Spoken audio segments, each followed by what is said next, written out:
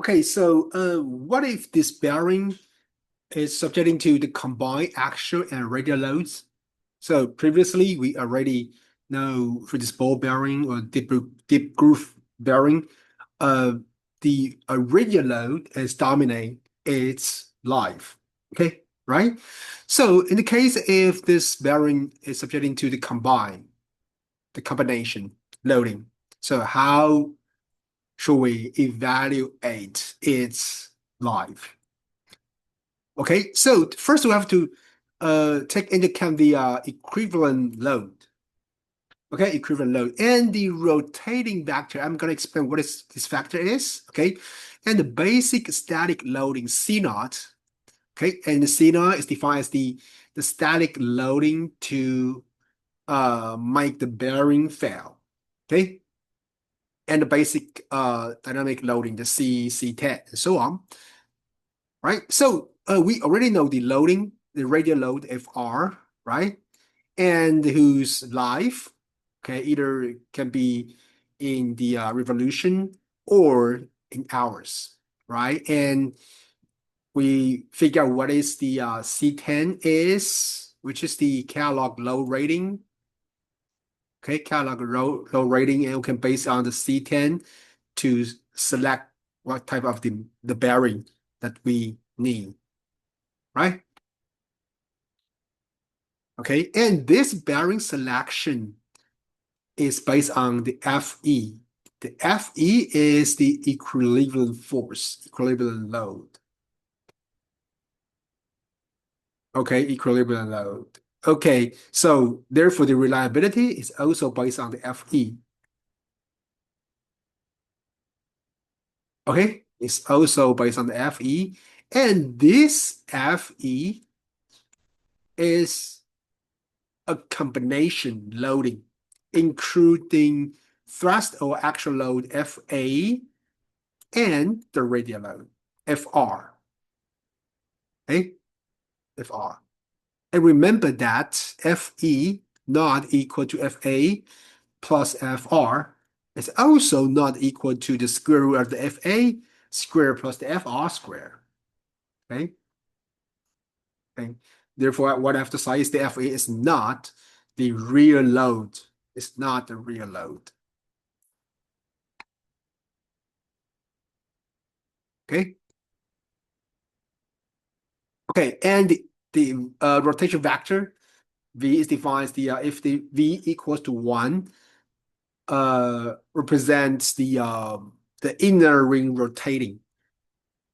The inner ring rotating. If the V equals to 1.2, which represents the outer ring rotating. Okay, outer ring rotating. Okay, and in most of the case, V equals to 1. Okay. Okay, so it's the same as most of the mechanical components. We figure out its function by, or we figure out its equations based on experiment. Okay, based on experiment. Okay, based on experiment. Therefore, we define the dimensionless variable for this combination loading of the bearings. Okay, we define it. We define it. Okay, so we define a dimension variable y in y-axis equals to the Fe equilibrium force divided by rotation vector and the radial load. Okay, and the the x-axis defines the Fa, the actual load divided by the V and Fr. And Fr.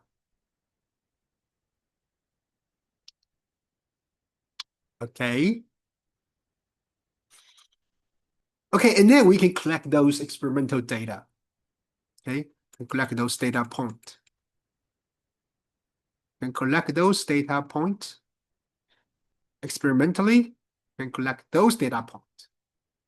Okay, and what we get. What we get. Okay, so we get a boundary value or the limited value E. Okay, so when this dimension is variable in x-axis, okay, equals to the E value. Sorry, when this value when this dimension variable is less than that, it will be a constant.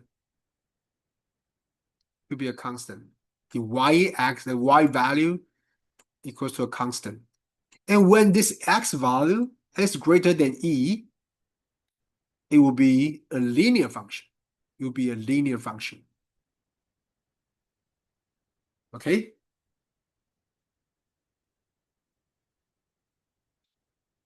Okay, and then we define the slope of this linear function is the capital Y, and the intercept of this linear function is the capital X. It's the capital X. Okay?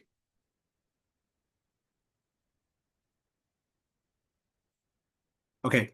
So for this value is the X, right? And this is the Y. It's the Y. Okay, therefore say when the Y value equal to 1, when this X value is smaller than E.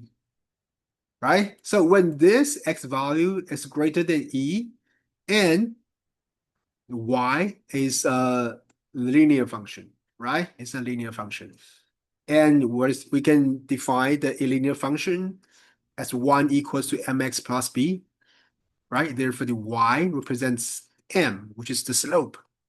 And the X is the intercept, right? Intercept b, right? Okay, so, and then we can rearrange this equation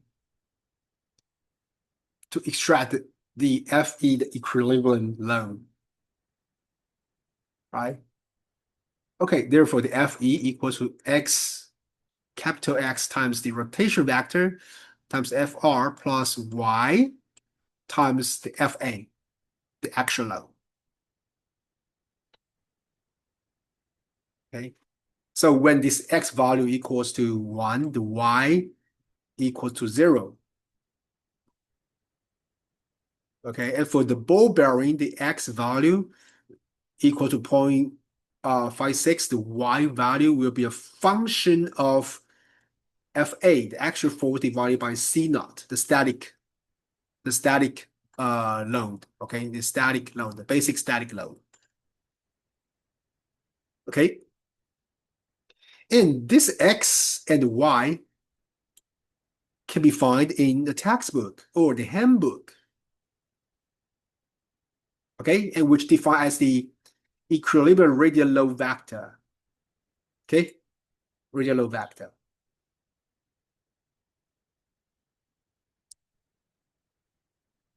Okay, so as what I mentioned previously, the C naught, which is defined as the load that causes the 0.01% of the diameter, okay, the diameter of the roller element of the permanent deformation, okay, of the permanent deformation. Okay, that's mean this load will cause it fail, cause the static load C naught will cause this bearing fail. Okay.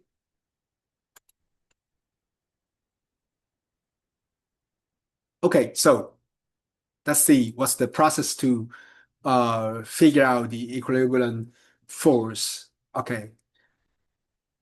So first, calculate the action load and radial load in bearing, and then we find what's this ratio of FA over C naught is, and then we can find this X value, E value. Okay, this E value. Okay, this E value which is in X axis. Okay, and which can be defined as the FA over V and FR. Okay, and then if this value, this dimensionless value is less than E, y equals to 0 and x equals to 1. Okay, so the y equals to 0, x equal to 1. So we getting only the radial load dominate this equilibrium load. Okay. And if this value is greater than the E value, and X and R has to be checked out from the table or any handbook. Okay.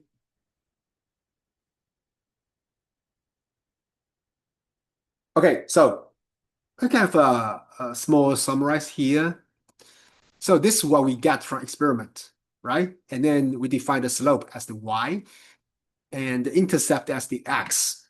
Okay, so when this x value is greater than, sorry, is less than e, so we'll say the x equal to 1 and y equal to 0 because slope, right? Slope is equals to 0. Okay.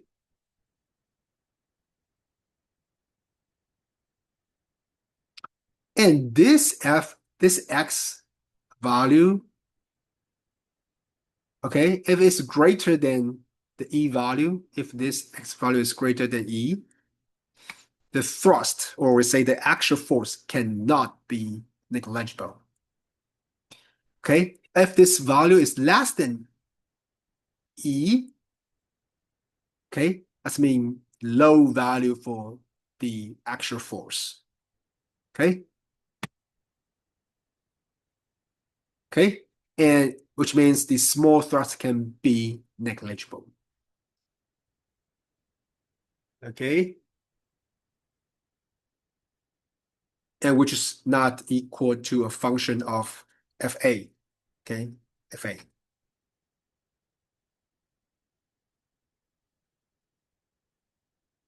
Okay, so this is what we mentioned previously, right here and here. Okay.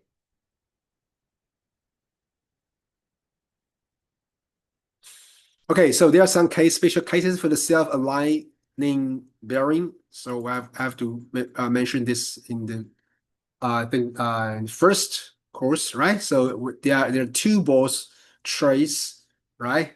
Two balls trays which can self-align the shaft, and the V equals 1 always because it's the inner ring rotating. Okay, inner ring rotating. Okay, so what's the condition to use the self-aligned bearings? That's mean when the shaft is subjecting to a loading to bend the shaft. Okay, and then we need to use the self-aligning bearings. Okay, and for the straight and cylindrical roller bearing, whose actual load is low, it's extremely low. Okay, extremely low. Okay, so therefore, if we use the cylindrical roller bearing, which cannot be used to be subjecting to the actual force. Okay, so if your component will be subjecting to the huge actual force, you cannot use the straight and cylindrical roller bearing. Okay.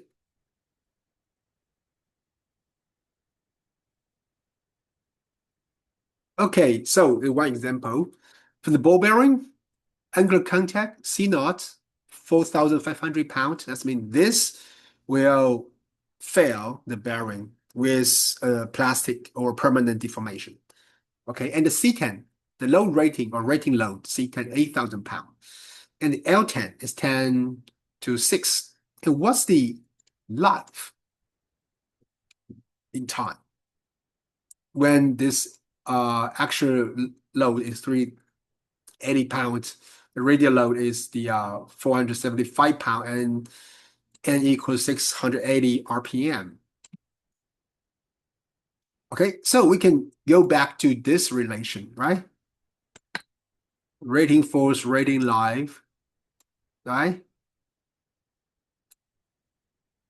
By C10, right? So this rating force equal to C10, and this LR equals to L10, right? Well, equals to the desired force times the desired life, the power of the 1/8, right? And in this case, we can replace the FD by the equilibrium force, right? The LD replaced by the L, right? And for this questions, we're gonna figure what is the life is. The life is, right? The life is L. So we can rearrange this equation to figure out what is the life is, right? What is the life is?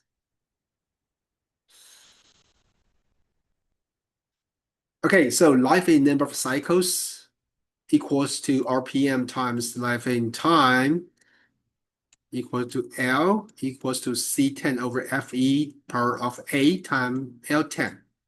Okay, and then we can rearrange to get the life in hour. Okay, life in hour.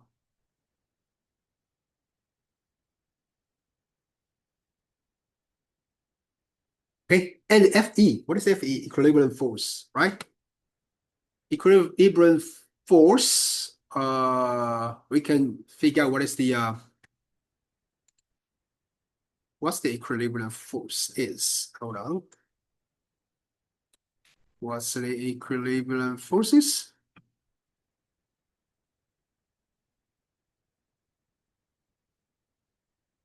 Okay, so here. So we have the equilibrium force equals to X V FR plus Y times FA, right? Okay, so the FA, the actual force is 380 pounds, and the C naught, the basic static load is 4,500 pounds, and we get this ratio equals to 0.084. Okay, and then we can check the table. We can check the table. So for this ratio equals to 0.084. Okay, so 0.084, right? The E value equals to 0.28 here, right? 0.28.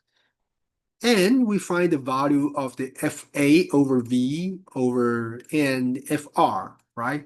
So the FA 380, FV equal to 1, FR 475. So this value equals to 0.8, which is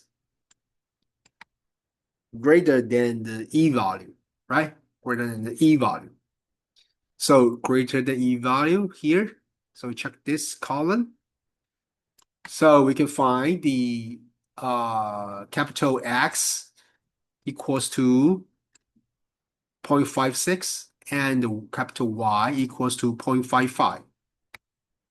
Okay, and then we plug this number X and Y to this equation here and here, right? So finally we get the equilibrium force equal to 855 pounds. Okay.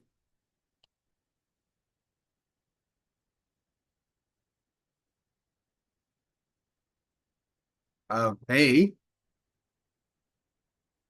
Okay, and the L, life in cycle, can convert it to life in time, right? Okay, life in time, right? So the L10 is 10 to 6, and the RPN 680 times 60 times the C10. C10 is 8,000. The FE is what we already calculated, 855. For ball bearing, A equal to 3. So we got the life in time is almost 20,000 hours. Okay, 20,000 hours under the condition uh of the actual force 380 and radial force 475. at the specific RPM 680 RPM. Okay. Okay, so there's an example, just skip it. Okay, just skip it. Okay, so combined reliability of multiple bearings. If combined reliability of the multiple bearings on a shaft or a gearbox is desired, then the total reliability is equal to the product of the individual reliabilities. Okay, so for two bearings on the shaft, R equals to RA times RB. And if the bearings are to be identical, and each bearing should have the reliability equal to the square root of the total desired reliability. If the bearings are not identical, their reliabilities need not be identical so long as the total reliability is realized. Okay. Okay, so how to define the bearing? No, the spec, the bearing spec. The ABMA standardized dimension series code presents the relative size of the boundary dimensions of the bearing cross section for metric bearings. Okay, so the series code can be defined as the two-digit series number. Okay, two-digit 0, 0, 0, 2, 0, 3, 0, 4, 10, 12, and so on. Okay, and the first digit designates the width series, and the second digit designates the diameter series. Okay, and the specific dimension are tabulated in the catalogs under specific series. Okay, so for the first, let's define the width. Okay, and the second define the diameter. Okay, define the diameter. The first define the width, and the second define the diameter. Okay.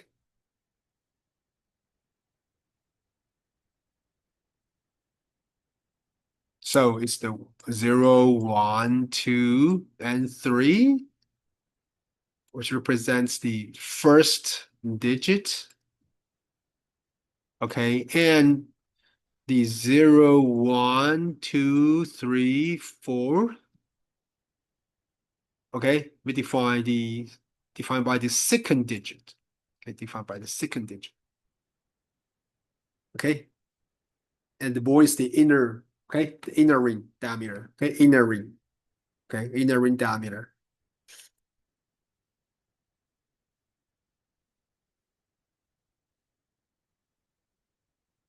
Okay, so there's some tables. I think it's quite useful. The representative catalog data for ball bearing. Okay, so the inner diameter, the bore, the outer diameter, the width, the fillet radius, shoulder, and dip groove. What is the C10 is, and what is the C naught? The basic static loading. Okay, for dip groove, right? For dip groove. Okay, for dip groove. Okay. And what is the C10 and what is the C9 is for angular contact bearing? Okay. Okay, so it's the similar, okay? Similar table, okay? So this just summarize what we learned, okay? So we get this dimensionless valuable data by experiment, right? By experiment. So we get if this x value is less than e, so we have to take the intercept x into account. And if this value is greater than e, we have to consider its slope, which is a linear function, and slope y is. Okay, and for the rotating vector, when it's equal to 1 for the inner ring rotating, and for the v equal to 1.2 for outer ring rotating. And most of the case, okay, it's inner ring rotating. Okay, it's inner ring rotating.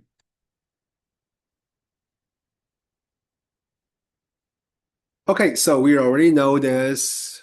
When this value less than e, we get the y value equal to 1, right? And when this x value is greater than e, we got this linear function. Okay, we got a linear function. And y is the slope. Okay, and x is the intercept. Okay, it's the intercept. Okay.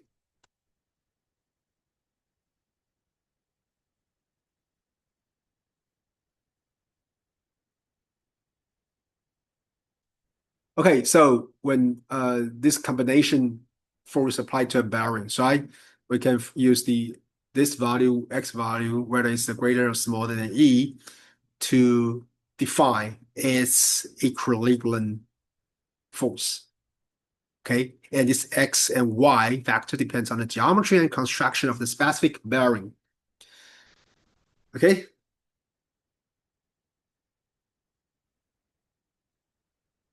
So this is to show you the table to find the x and y, the two vectors. Okay, so I think I already described this. What's the process to figure out the equilibrium force is. Okay. And recommendation of bearing life. Okay, so there are some applications. If this for the instrument or apparatus for the infrequent use, we can define its life as 0.5 K hours. That's mean the 500 hours. Okay, and for this aircraft engine, whose life can be the 0.5 to 2 K hours. Okay, it depends on how often you use it. Okay, like for the machines for the continued 24-hour service, where its reliability is extremely important, so we have to define its life is 100 to 200 K hour. Okay, it's just a recommendation. Okay, just a recommendation. Okay, it still depends on what the company you are joining. Okay, and this is also a recommendation for the application vector, for the safety vector. Okay, so the precision gearing, the safety vector will be between 1 to 1.2. Okay, for the commercial gearing is 1.1 to 1.3. And for the application with the pool bearing seals, 1.2. And the machinery with the moderate impact, well, its safety vector is 1.5 to 3. Okay, so it's just also just a recommendation. Okay, just a recommendation. Okay, so I'm going to show you one example here. Okay, so bearing life and catalog load rating. Okay, so when this rate R means rating life, right? Rating life equals to 3,000 hours at 500 RPM. We're going to find what is the C10 is. And the desired condition of this ball bearing, okay, and the life that we desire to get is the 10,000 hours at 1,800 RPM. And the force, desired force applies to 2.75 kilonewton, and the reliability is the 90%. 90%. Okay, so for the ball bearing A equal to 3, and for this linear function, so we get this relation, right? Okay, so C10, the FR represents the C10. So the C10, just rearrange this equation, right? And apply this desired force. So we get a C10 is equal to 6.3 kilonewton. Okay, kilonewton. Okay, and then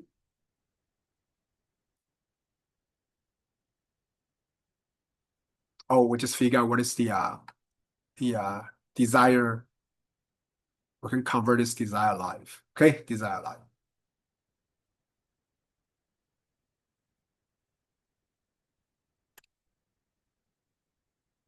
Okay, so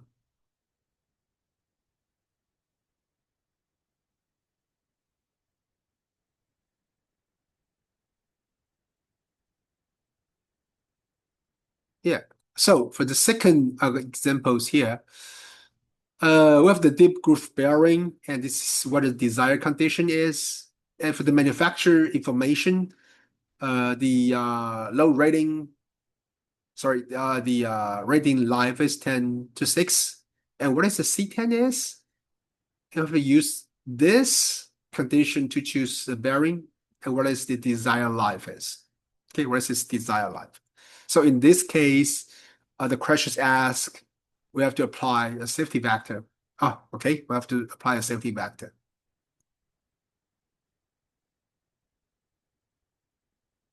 Okay, so for this new design load, equal to FD times the safety factor. Okay, FD times the safety factor equal to 3 kilonewton. So this is a new design load, new design load. Okay.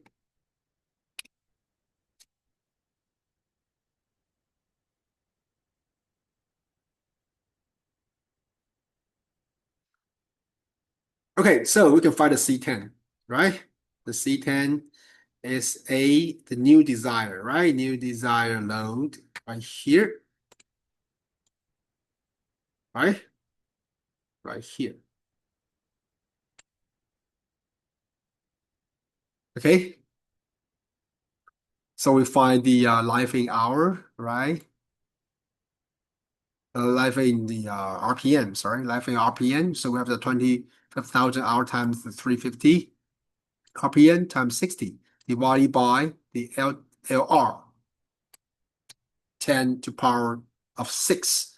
So we get a C10 value is 24.2 kilonewton. So this deep groove ball bearing with this condition, we have to select bearing with the C10 has to be greater than 24.2 kilonewton. Okay, it's the first things that we have to know. And then we can calculate the desired life, right? So the C10L, C10, but we can use this equation, right? So the C10 LR, and this is the new desired load times LD, desired life, right? And then we can extract the LD, right? Extract the LD, okay, which is in hours, Okay, so we rearrange this equation. Finally, we got the LD is 29,244 hours. Okay, this is desired life. Okay, this desired life.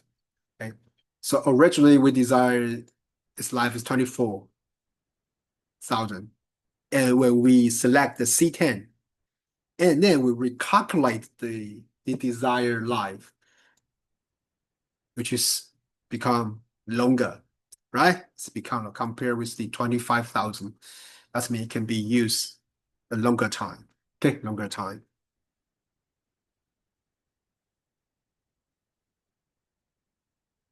Okay.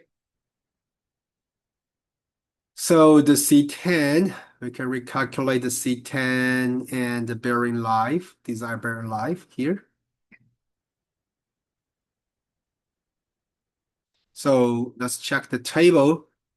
This can be checked the table to find what is the C10. C10 is. Okay, what's the C10 is? The C10 has to be greater than this. So from this table, we use 25.5. Okay.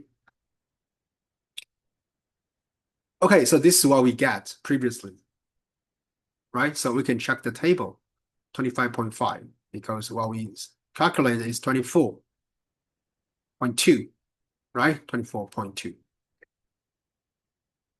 And then we can check the table to get this C10 is 25. Sorry, maybe I make a mistake, is that for this C10, we check the table, right? So we get the C10 value is 25.5. Okay, 25.5 here. Okay, so we can plug this 25.5 here, and this is the new design load, right? And then we get this desired hours. Okay, desired hours. Okay, so the following examples are similar to the previous one, so I'm gonna skip it. If you're interested, so just email me. Okay, you can email me. I can provide those slides. Okay, we'll provide those slides to you. Okay, so basically it's a similar calculation. Okay, so maybe I must select one related example. For example, for this one. Okay, so we have the rate life is 3000 RPM at 500, sorry, 3000 hours at 500 RPM. Okay, and the whiteboard parameters provided by the manufacturers, x naught equal to 0, theta equal to 4.48, b equals to 1.5, and low, okay, the low is 2.75 kilonewton. Okay, and what is application is, that's mean we desire, okay? With the desired life is the 10,000 at 1800 RPM, and the load is 2.75, and the reliability is 96%, and the safety factor is 1.2. And what is the C10 is? So this is what we desire. That's mean what's the application? It's based on this spec. Okay, based on this spec. Okay, so we can use this equation, right? If you still remember, and we find the we plug those number provided by the manufacturer here, here, here, right, and here, and here. Okay, so we get a C10 is 9.37 kilonewton. Okay, and the life, desired life in dimensionless units equals to the LD over LR. LD, the LD here, we can convert it into cycles, right? Divided by the LR. Okay, divided by LR. And LR, we can also convert it from this condition into cycles. Okay, into cycles. Therefore, we get X, the desired life in dimensionless units, equals to 12. Okay, equals to 12.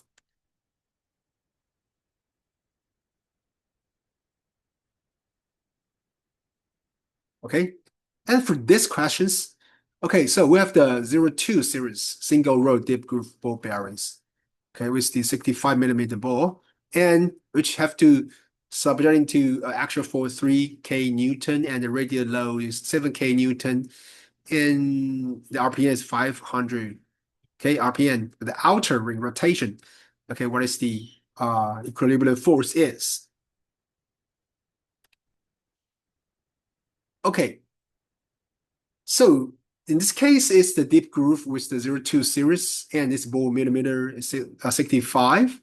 So we get the C naught is, right?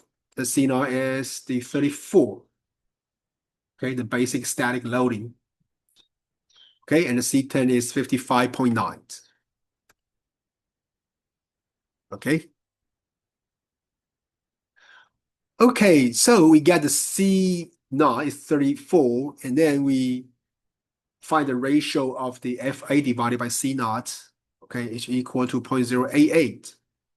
Okay, so the 0.088 should be between somewhere here, right? Between the 0.084 and the 0.11, right? Okay.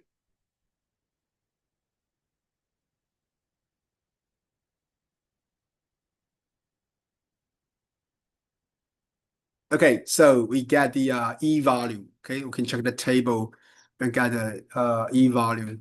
Okay, it's around 0.28. Okay, right? It's approach. Okay, it's around 0.028. Okay. Okay, because it's outer ring rotation, so this V vector equal to 1.2. Okay, 1.2. Okay, and this is equilibrium force. Right? So we know the FA, V, and FR. right? FA3, right? The V1.2 and the FR7. Therefore, get this value is equal to 0.357, which is greater than 0.28. Okay, which is greater than 0.28.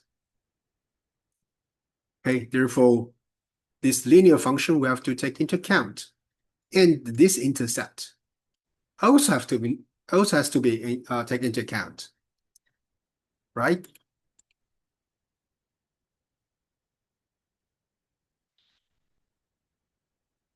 Right? Okay, so as I mentioned previously, we checked the previous table, right? So uh the x and y should be between should be between right here, right? Between the point 0.084 and the 0.11, right? Between here, right? Okay, so therefore we can approach this, okay, interpolate to figure out what's the close value is, right?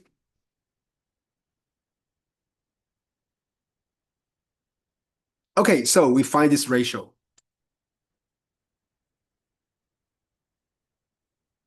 So we can find what is the y is, what's the y is.